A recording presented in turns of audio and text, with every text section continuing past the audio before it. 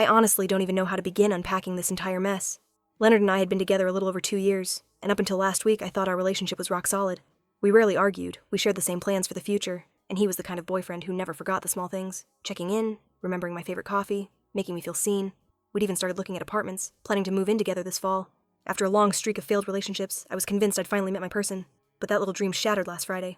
I'd been trying to look up a recipe, but my phone had died, so I grabbed Leonard's laptop, figuring it'd be quicker. When I opened it, his banking app was still logged in. I wasn't snooping. I genuinely wasn't. But something immediately jumped out at me. There was a recurring payment for $800 every single month to someone named Addison. Addison Rent. I froze. Who the hell was Addison? And why was he paying her rent? When Leonard came out of the shower, I didn't dance around it. I asked straight up who Addison was. The look on his face told me everything before he even opened his mouth. He went quiet, fidgety, and instead of answering, he asked why I wanted to know. I told him exactly what I saw in his banking app. He sighed, sat down, and confessed that Addison was his ex, someone he dated before meeting me. Then he dropped the real bomb. He'd been paying her entire rent for years, including the entire time we were together. He swore up and down that they weren't romantically involved anymore, that they were just close friends, and that she needed help because of her situation. I asked him how often they talked. His answer? Almost every day. Daily contact with his ex for 2 years, and he never once mentioned her. When I asked if he'd ever planned on telling me, he had the audacity to say he didn't think it was relevant, since it was just financial support for a friend. Just financial support? That's over $43,000 he's funneled to his ex, while I was splitting dinner checks because he said it was fairer that way. He'd claim money was tight whenever we talked about trips or moving in, yet somehow he could send nearly $2,000 a month to Addison. I felt like a complete fool. I told him to get out of my apartment, immediately. He kept trying to justify it, insisting there was context I didn't understand. I didn't care. Context didn't change the fact that he'd secretly maintained a financial and emotional bond with an ex for 2 solid years. That was all I needed to know. After he left, my phone wouldn't stop lighting up. Dozens of texts, him begging me to listen, saying I was misunderstanding everything, claiming he should have told me sooner. I blocked his number that night. The next day, he actually showed up at my workplace with a bouquet of flowers, like some movie scene gone wrong. My coworkers were staring while I told him to leave, or I'd call security. He finally backed off when my manager intervened. That evening, he sent me another long message, something about wanting to explain fully, which I deleted without even opening. Then he started contacting my friends, trying to get them to talk to me on his behalf. Thankfully, they all shut that down. For the next week, I did nothing but think. I replayed every moment of our relationship in my head, looking for the red flags I'd ignored. There had been times when he stepped outside to take calls, or kept his phone turned over, and I brushed it off because I trusted him. Turns out trust was the dumbest thing I ever gave him. My close friends were unanimous. I'd done the right thing by ending it on the spot. Samantha even said she'd always thought Leonard seemed too perfect, like something about him was off. Great timing, Sam. Thanks for the insight after the disaster. The only person who didn't immediately side with me was my sister, Holly. When I told her what happened, she hesitated and asked if I was absolutely sure I knew the full story. She said maybe there was a valid reason for the arrangement, something I hadn't given him a chance to explain. I reminded her that no matter what the reason was, he'd kept a massive secret for 2 years. That alone was unforgivable. Still, her words stuck with me. After 3 weeks of silence, I started wondering, what if there actually was more to the story? Not that it would change anything, but maybe it would help me understand how I got so completely blindsided. So, against my better judgment, I unblocked Leonard's number. Almost immediately, a string of unread messages popped up. The latest one simply said he wanted to meet in person and show me documentation to make everything clear. Documentation? What kind of relationship screw-up requires documentation? Despite every instinct screaming at me not to, I agreed to meet him at a coffee shop near my apartment the next day. I made it crystal clear this wasn't about reconciliation. I just wanted closure. Now I'm sitting here wondering if that was a colossal mistake. Part of me wants to cancel, but another part needs to know the full truth, to understand how someone I loved could live such a double life. So, tell me, am I being stupid for even agreeing to hear him out?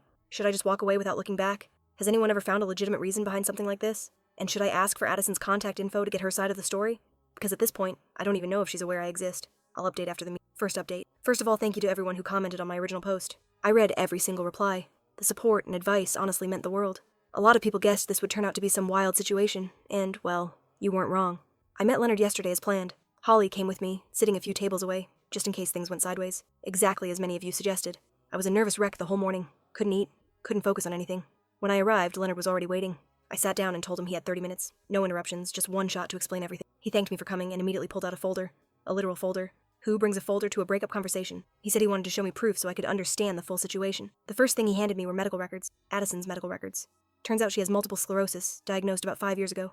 He explained that her condition had gotten worse over the past few years, and it's made it nearly impossible for her to work full-time. He said he started paying her rent when she lost her job due to her symptoms. I asked why, if that was true. He never once mentioned it, especially when we were serious and planning a life together. Helping a chronically ill friend isn't something you hide. His explanation? Every past girlfriend had broken up with him after finding out about his financial arrangement with Addison. He was terrified I'd do the same, so he kept postponing the truth until it snowballed into this huge lie. I told him that was ridiculous. If multiple women had dumped him over the same secret, maybe that was a clue that honesty should have been his first move. The fact that he kept repeating the same deception only proved he knew exactly what he was doing. Leonard just nodded, being ashamed, and admitted I was right, that he'd handled everything horribly. He told me that he'd truly fallen in love with me, that from the very beginning he was terrified of doing anything that might destroy what we had. The longer we were together, the more impossible it felt for him to come clean, because he knew I'd react exactly the way I did. I asked him point blank how often he actually saw Addison in person. That's when things took an even darker turn. He said he visited her about once a month. Every business trip and college reunion he told me about. Lies. Every single one of them was just an excuse to see her. I felt my stomach drop. The deception ran so deep I could barely wrap my head around it. I was already halfway out of my seat, ready to leave, when he begged me to wait. He said there was something else I needed to know. Then he pulled out another document from that cursed folder. It was an insurance form, and it listed dependents. Addison was there, but another name jumped out at me. Ben. I asked who Ben was. Leonard went completely silent, eyes darting away like he wished he could vanish. Then, after what felt like an eternity, he said quietly, "He's my son." I just sat there frozen. His son? A child? A whole human being he'd kept hidden for 2 years of our relationship? Leonard explained that Ben is 6 years old. He said he and Addison had already broken up when she found out she was pregnant. They tried to make things work after the baby was born, but it didn't last. Then, a year later, when Addison was diagnosed with multiple sclerosis, Leonard promised to support both of them financially for as long as they needed. I asked him how involved he actually was in his son's life. He admitted he only saw Ben during those monthly trips. No phone calls, no video chats, nothing in between. He said he avoided it because he was scared I'd overhear and start asking questions. That made my blood boil. He wasn't just lying to me. He was neglecting his own kid to keep his double life intact. I asked if Addison knew about me. He claimed she did, that he told her early in our relationship. Honestly, I didn't know whether to believe him. The man had proven himself to be a master liar. By this point, Holly had noticed our conversation getting heated and quietly moved to a closer table. I was grateful she was there because I was starting to feel like the floor was collapsing beneath. I told Leonard I needed time to process everything and walked out. Holly followed me, and as soon as we got to her apartment, I broke down. Finding out he'd been paying his ex's rent was one thing, but realizing he had a child he never told me about, that was something else entirely. Holly was just as stunned as I was. She had been the one encouraging me to hear him out, but even she hadn't expected a revelation this huge. She asked what I planned to do next, and honestly, I had no answer. I spent that entire night replaying everything in my head, trying to make sense of it all. On one hand, the fact that Leonard was supporting his son and his son's mother, a woman living with a serious illness, made the financial part make a bit more sense. But the lies still eclipsed everything. What kind of person hides being a father? What kind of man only sees his child once a month and pretends he doesn't exist the rest of the time? The more I thought about it, the more disgusted I felt.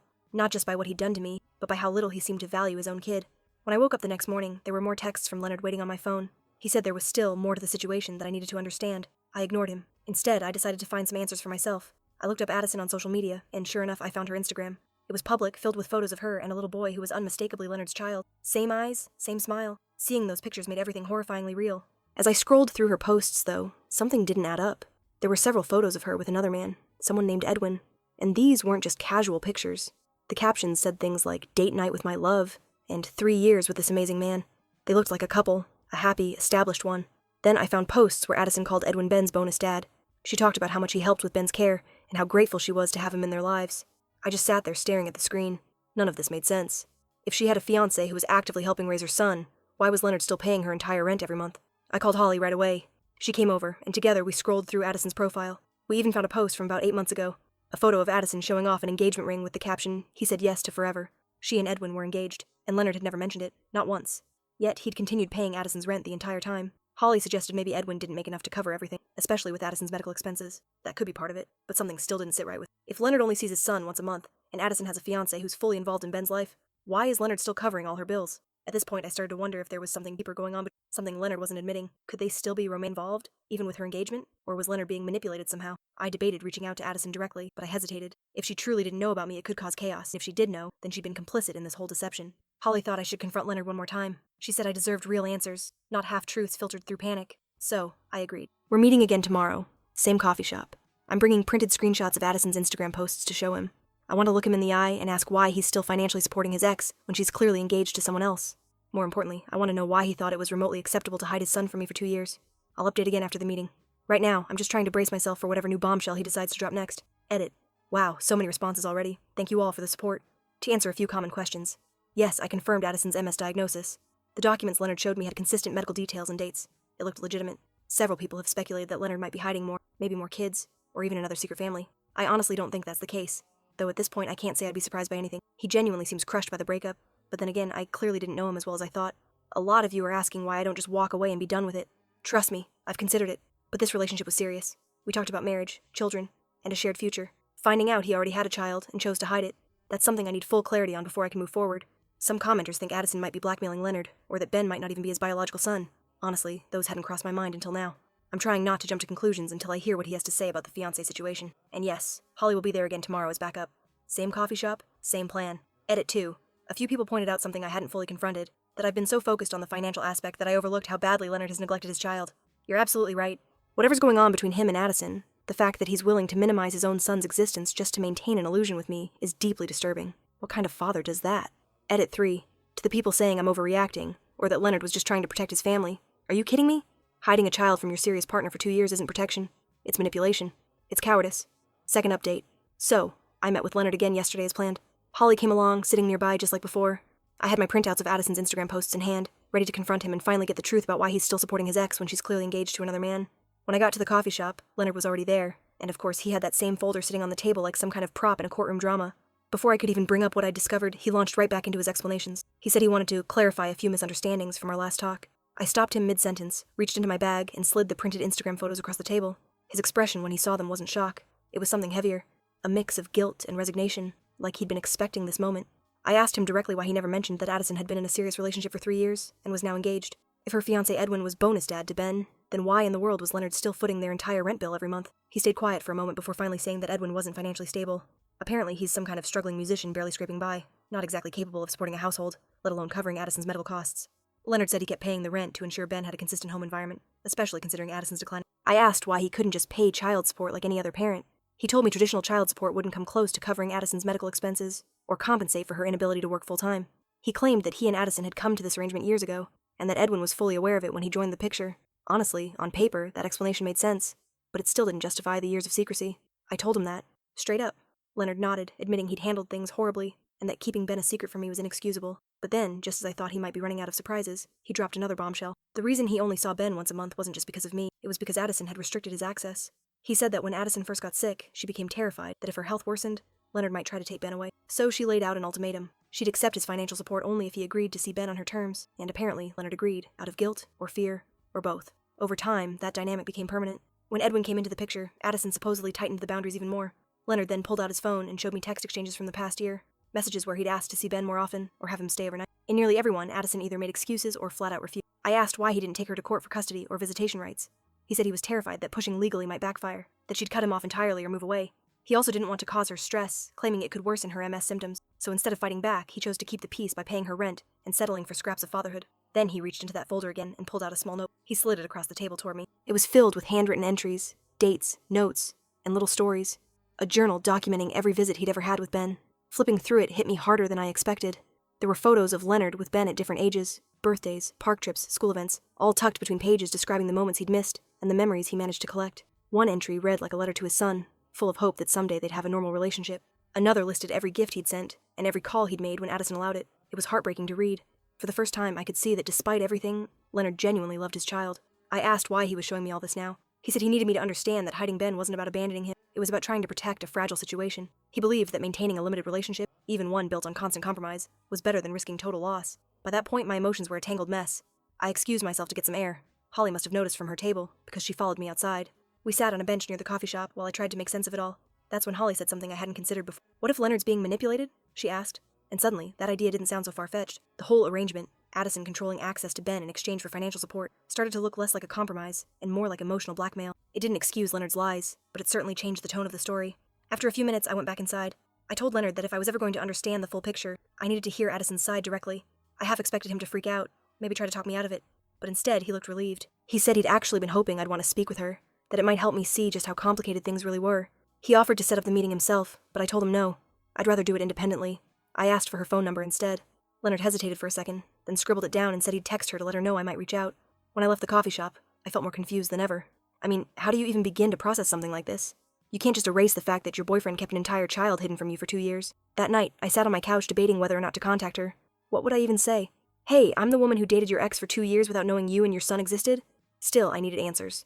So I took a deep breath and sent a text. I introduced myself, explained that I'd recently learned the truth, and asked if she'd be open to talking. To my shock, she replied within minutes, calm, polite, and eerily composed. She said she'd been expecting to hear from me. We agreed to meet the next afternoon, at a different coffee shop near her neighborhood. The next day, I could barely eat breakfast. My stomach was in knots. Holly offered to come along again, but I decided I needed to face this one on my own. When I walked into the cafe, I spotted Addison immediately. She looked just like her photos, thin, pale, tired, but still strikingly pretty. She was alone, thankfully. I wasn't ready to meet Ben or Edwin. Our conversation was intense, to say the least. Addison confirmed a lot of what Leonard had told me, her illness, the rent payments, her engagement to Edwin.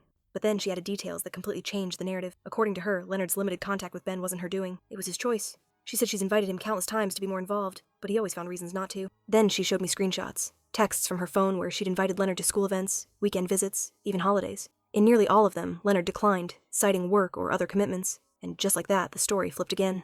The messages Addison showed me were from the exact same time period as the ones Leonard had shared, the ones where he claimed she was denying him access to his son. Seeing both sets side by side was dizzying. They completely contradicted each other. One of them was lying. But which one?